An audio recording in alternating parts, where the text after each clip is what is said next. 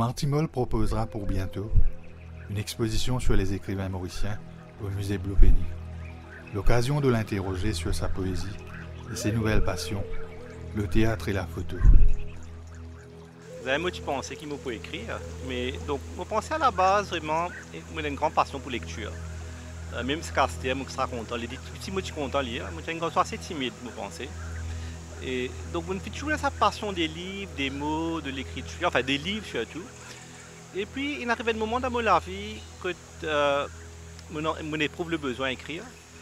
Et donc, je écris un petit poème comme ça, bon, peut-être il y en a plus de 20 ans, 25 ans de cela. Et ça, l'aventure là, vraiment, il commençait d'une façon inattendue parce que moi, j'avais un poème à l'Express et cet poème, c'est de l'écrire à l'époque, petit rédacteur là-bas, et de publier ce poème-là. Et moi, je suis vraiment surpris. Je me rappelle, bon, mon professeur, moi, je me disais, bon, Banzele, moi, j'ai un poème dans l'Express, je me dis, c'est extraordinaire. Comment un moment de poème qui apparaît. Et c'est là vraiment que l'aventure a commencé. Ensuite, je fais une anthologie, comme on vous rappelle. Et là, on continue ce cheminement-là, et porté par une passion pour les mots, pour l'écriture. Et je pensais pour moi, l'écriture, il servait comme un exutoire, c'est-à-dire qu'il nous écrit parce qu'il nous a une émotion. Il servait comme un moyen pour réfléchir à une question existentielle, sur la vie, sur l'amour, etc. Mais il y a aussi une quête esthétique, hein, parce que pour moi, je suis content de lire et je suis content de mots. Le langage de l'amour, mon fils, c'est attendre aux portes de la nuit que s'ouvrent les étoiles et qu'elles déversent sur ton corps attendri de trop d'innocence une averse de poème. Le langage de l'amour, mon fils, c'est s'assoupir un après-midi tranquille, un brin de ciel entre tes dents, sous un flamboyant aux veines engorgées de soleil innombrable. Le langage de l'amour, mon fils, c'est marcher sur la pointe des ailes des anges bleus vers les sanglots de l'océan. Le langage de l'amour, mon fils, c'est transvaser dans le sable, avec les vertigineux de tes yeux, le souvenir de beauté entrevue et sidérante. Le langage de l'amour, mon fils, c'est engrager les caresses d'un nuage frivole et la saveur d'une mangue épicée et sauvage qui martèle ta langue. Le langage de l'amour, mon fils, ce sont tes mains qui desserrent tel un vieux parchemin pour offrir au vent les sentences de la miséricorde. Le langage de l'amour, mon fils, c'est un cœur empli, évanoui par le roulis effréné adorable de tes lèvres qui chantonnent mon nom, papa.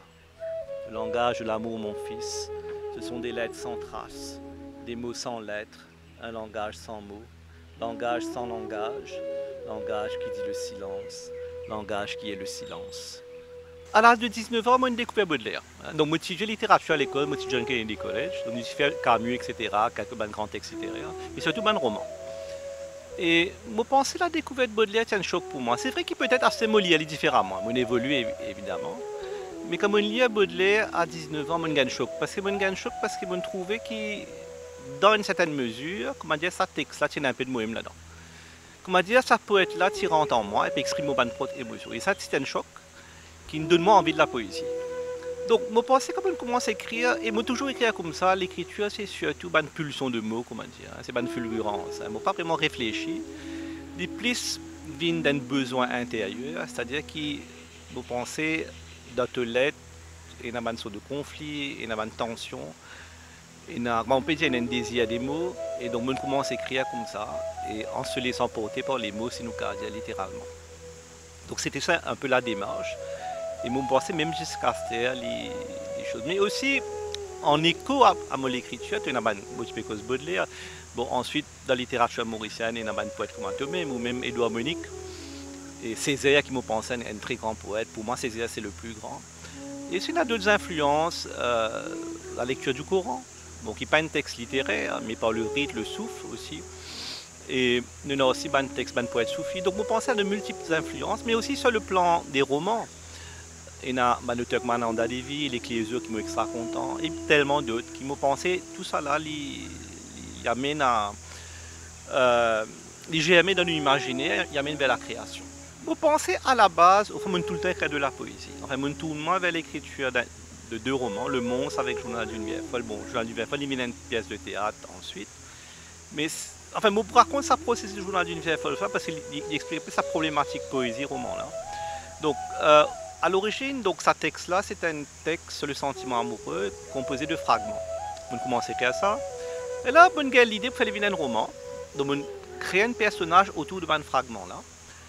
Et là, quand le livre est publié, un camarade dit moi, tu connais, c'est une pièce de théâtre ça. Moi, c'est le premier surpris parce que moi, j'ai écrit un poème, j'ai publié comme un roman, et ensuite il y a une pièce de théâtre, et ça y est au théâtre maintenant.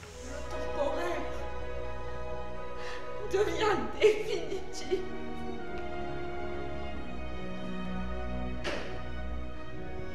Miroir brisé donc.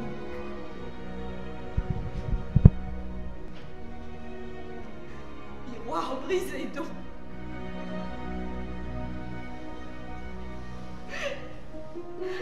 Comme moi. Mais ça qui m'a parodie par ça, c'est qu'il m'a pensé essentiellement aux démarches. Il y a une démarche de poésie, c'est-à-dire que pour moi l'écriture c'est de porter par un souffle, par une philosophie. Pas vraiment un romancier. Moi, c'est tout. Moi, le roman, il est très très problématique pour moi parce que pour créer sa structure du roman, je pense un petit peu à Amal Sturel par exemple, il pour moi l'incarnation du roman, c'est parce qu'il y a sa technique et sa souffle là. Donc ça qui me fait vraiment, c'est que j'utilise une stratégie poétique dans le cadre du roman. Mais vous pensez à la base, moi, l'écriture lit avant tout ça. C'est-à-dire que c'est une recherche de l'indicible en soi, qui nous transcrit en mots et porté par une souffle. Hein.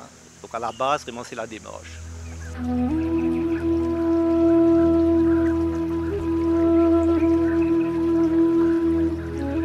Je suis un cliché. D'abord cliché exotique, qu'après bien 30 ans passés à Paris, on me sait encore avec la régularité d'un métronome, les mêmes questions et les mêmes commentaires. Vous venez donc de là-bas, que ça doit être beau et splendide. Pourquoi habiter ici alors que votre île est si belle? Moi je rêve d'y aller, me reposer sous le beau soleil des tropiques. Permettez-moi madame de vous dire que vous avez le charme et la douceur des gens de là-bas. Oui c'est ça, gentille et charmante. C'est ce qu'on retient de moi.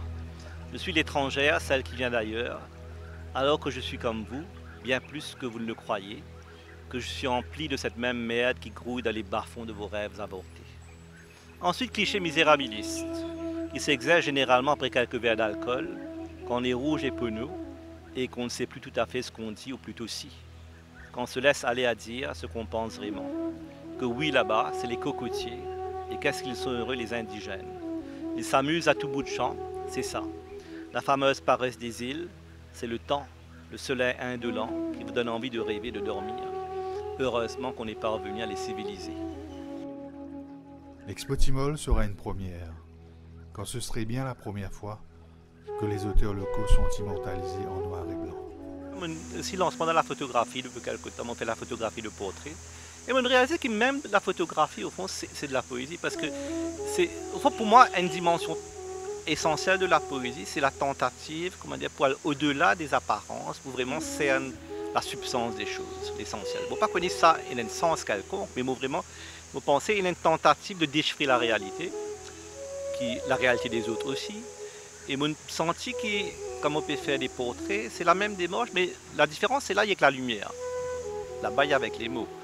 Mais vous pensez, pour moi, enfin, il y a de multiples dimensions à la poésie, évidemment, mais une dimension essentielle, c'est justement comment nous arrivent à l'essence des choses, à la substance vraiment, de l'être et des choses, comment dire. Et pour moi, la poésie, il reste un droit privilégié pour essayer, même si nous pas qu'à tout à fait, accéder à ça. Et d'ailleurs, nous trouver qu'il y a une grande mystique, bon, pas une mystique, loin de là, mais une grande poète mystique de la tradition soufie, mais pas que soufie, de nous choisir la poésie. Qui fait de nous choisir la poésie, parce que c'est transcrire quelque chose qui n'est pas qu'à dire avec les mots, qui n'est pas qu'à dire autrement. L'expérience mystique, la communion avec Dieu, le Créateur, etc. Donc tout ça, on dit choisir la poésie, parce que justement, nous face à quelque chose qui n'est pas qu'à exprimer. Et moi, penser la poésie, c'est une des voies privilégiées pour dire ça. Encore une fois, comment je peux dire, le théâtre, il rentre un peu par hasard, de me laver, photographier par hasard, parce que moi, ça tient des mots, ça cheminement là. Au fond, ça qui est arrivé il y a quelques années de ça, il y a Frédéric Mélotte, qui est un jeune photographe mauricien très doué, il dit invitement faire mon portrait, il fait un travail sur les artistes mauriciens. Il m'a vraiment épaté par le résultat, c'est en noir et blanc. Il m'a toujours intéressé à la photographie, mais vaguement. Donc, mon scène l'appareil, il y a 3 ans de ça, mais quand même, avec mon scène l'appareil avec une idée très précise en tête pour faire un portrait. Il faut que je pense Borlaine Bayamoutou, je ne sais pas venir qui fait. Je pense Borlaine, je vais faire un portrait Borlaine qui m'a fait l'année dernière. Et moi, tout ça fait vraiment fascinant. Parce que pour ça qui intéresse moi dans mon démarche d'écriture aussi, c'est qu'est-ce que l'humain? Et moi pensais tout auteur, écrivain intéressé par sa question. Nous faire face à l'humain, nous faire face à nous-mêmes, et nous donne une complexité quand même extraordinaire, même infinie. Et moi pensais pour moi, à travers la photographie, quand nous pouvons faire une portrait du monde, bon, pas pour dire nous c'est trouve l'âme de la personne, mais c'est un peu ça. Au fond, disons, moi faire portrait de Sedley ou d'une autre personne, ça qui est intéressant, c'est qu'est-ce que la personne au-delà de cette apparence. Hein?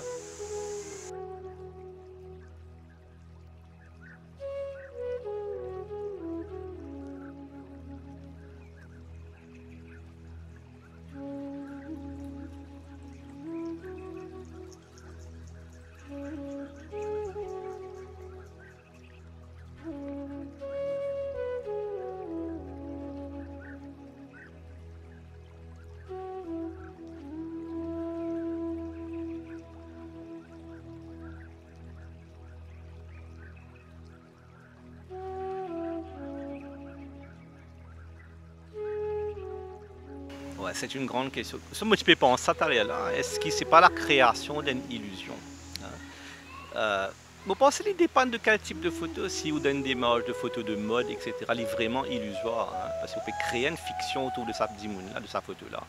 Mais vous pensez, moi, ça qui m'a PC faire, c'est pas... Oui, il y a une fiction d'un pas, mais il y a une fiction et il y a aussi une tentative à la réalité de l'autre. Il ne faut pas connaître ça en un sens. Hein. Vous pensez que quand on peut faire photo là, on peut... Parce qu'effectivement, il y a un travail qui nous fait... Bon, pas c'est Photoshop, bon, c'est Lightroom, mais bon, il n'y a pas un travail pour modifier la personne, mais il y a un jeu sur la lumière. Parce que moi ça amène une certaine sensibilité à la photo. Donc c'est clair que nous pouvons transformer, mais dans la transformation là aussi, peut-être que ça amène nous vers quelque chose de plus profond dans la personne.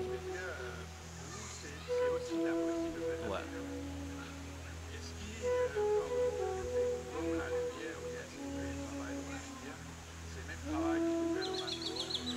Vous pensez, au fond, bon, moi, il y a un rapport très problématique à l'écriture et au langage. Moi, je publie quelques livres, mais franchement, pour moi, l'écriture, c'est une souffrance. C'est pas une affaire agréable. Moi, j'écris pratiquement tous les jours, mais moi, j'écris avec beaucoup de peine, parce qu'il y a toute une problématique de la langue, créole, anglais, français. Nous, un peu perdu dans ces langues ici. Et moi, vivre l'écriture comme une nécessité, mais une souffrance. Moi, je ne suis pas écrire au fond comme je peux faire, mais il m'est une nécessité dans ma vie. Et il nous ouvre pas mal de portes aussi. Mais moi, il y a un rapport très différent à la photographie, qui est de la poésie. Un rapport beaucoup plus détendu, beaucoup plus relax qui m'a dit. Moi, j'ai sa souffrance là. À la limite, je ne peux pas gagner si ma photo n'est pas bon. Parce que moi, j'ai la foi là-dedans. L'écriture, depuis 20 ans, je peux écrire. Mon corps peut douter, est-ce que ça vaut quelque chose? Donc, quelque part, la photographie, pas ce caractère manuel, mais avec une dimension, il libère moi un peu des mots. Moi, des mots paraissent écrire. Mais je sens qu'il libère moi de la pression des mots, qui pour moi est une sorte de prison, et parfois même un enfer d'une certaine façon. Qui n'est pas très agréable. Omar Timol aime les mots, et ces derniers le lui rendent bien. Ce que la soudaine popularité nous apprend, qu'on a bien plus d'amis qu'on ne le croit. Ce que la soudaine disgrâce nous apprend, que nos amis ne sont pas ceux qu'on croit. Les fiançailles sont la terre promise, le mariage une terre de pénitence, et le divorce un no man's land. L'affamé pense avec son ventre, et agit avec sa bouche. Ainsi sont les hommes, courent s'effréner après l'inutile, oublient du plus important et mort foudroyante. S'il nous était donné de subir la perfidie qu'on s'autorise à l'égard des autres, on sombrerait très vite dans la dépression. La sagesse est œuvre d'équilibriste. Les titres ronflants éveillent la vanité et en sommeil la lucidité. Le commerce des hommes obéit à 3 règles précises. Procès sommaire, jugement irrévocable et sentence impitoyable.